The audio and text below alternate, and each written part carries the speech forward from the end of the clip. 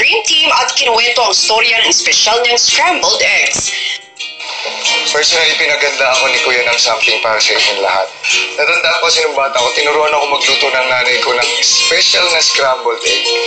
Tapos ginagawa lang namin siya kapag medyo nakakaluwang-luwang kami sa ano mo yun.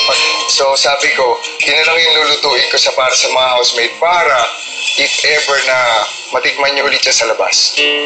Maalala niyo pa ako. Ulit, kanina, bago ko siya lutuin, gumawa ko ng tula para sa inyong lahat. Hindi ko alam.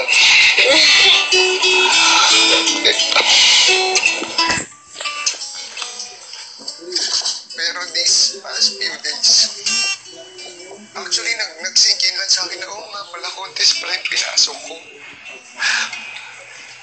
So ayun, kanina gumawa ko ng tula para sa inyong lahat na something na pwede niyong ma-remember. And yung tula, ang title niya is ang sa buhay, pagsisikap. Ang pangalan niyo, tatayo lang kayo. Ang aking dream team, yung tatayo kayo nga. Ang iyong pagmamahal at pagmamalasakit sa iyong pamilya ay sadyang kahanga-hanga. Sila pala yung tuwin mo. Maklis, sadyang napakatamis ng inyong tinginan, buong bahay ay ramdam ang namumuong pagmamahalan. Nico, isa kang tunay na idolo ng bawat tao na may malaking pangarap na gaya mo. Kaya naman, sa buhay, pagsisikap mo ay todo-todo. Aura, talino at tapang na iyong pinakita, kaya naman hindi nakakapagtaka na ngayon pa lang ikaw ay winner na. Sa sandaling panahon na aking inilagi, sa bawat kwento na inyong ibinahagi, sa lungkot at saya na pinagsamahan, ito ay kailanman ay hindi magwawalay. Nagmamahal, Kuya Jerome.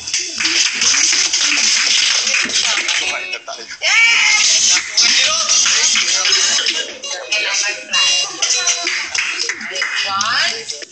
Susunod ang kakaibang sorpresa ni Doktora Aura para sa Dream Team. Ay, pasok po. Ano yung papakonsulta mo? Remove t-shirt.